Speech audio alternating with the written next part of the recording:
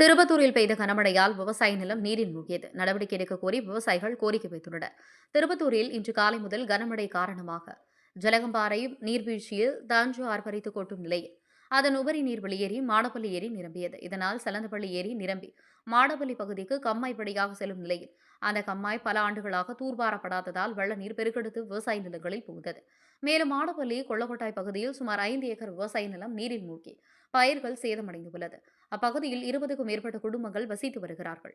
கடந்த 5 ஆண்டுகளாக இதே பிரச்சினை தொடர்ந்து நடைபெறுவதாகவும், ஒவ்வொரு மழைக்காலத்திலும் வெள்ள நீர் நிலங்களுக்குள் புகுந்து பயிர்கள் சேதமடைந்து வாழ்வாதாரத்தை பாதிப்பதாகவும் விவசாயிகள் வேதனை தெரிவிக்கின்றனர்.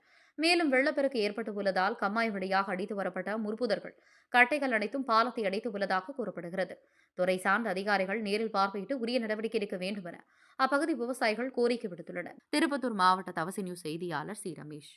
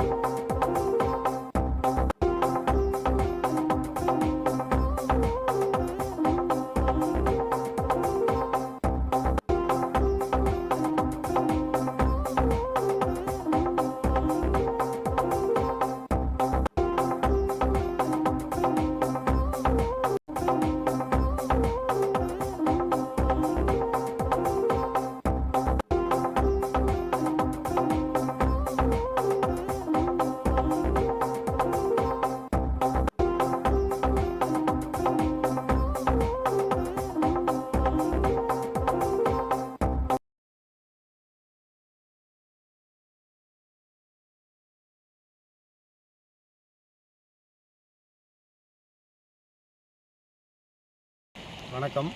நான் மாடப்பள்ளி கொள்ளக்கொட்டாயி அம்பேத்கர் சிலை வழியாக கோனேர்குப்பம் போகிற வழியில் அதுலேருந்து ஒரு சின்ன ஒரு கிராமம். நாம் தொழில் விவசாயம்தான். இதில் பார்த்திங்கனாக்கா இந்த கோடி பள்ளத்தை தூர் வராதனால எங்களோட நிலம் ஃபுல்லாமே பாதிக்கப்படுது. இப்போ நான் விவசாயம் பண்ணியிருக்கிறேன், நெல் போட்டிருக்கேன். இப்போ பார்த்தாக்கா ஒரு 2 ஏக்கரா நெல் தான் போட்டிருக்கேன். இப்போ பூரா குலை தள்ளுற ஸ்டேஜ், கதிர் வெளியே தள்ளுற ஸ்டேஜில் இருக்குது. பார்த்திங்கன்னா ஜலக்காமரை ஆண்டியப்பனூர் தண்ணி ஃபுல்லாக ரொப்பி பூராமே எங்கள் மாடப்பள்ளி ஏரிக்கும் ப்ளஸ் சலந்தமல்லி ஏரி இந்த வழியாக தான் போகுது.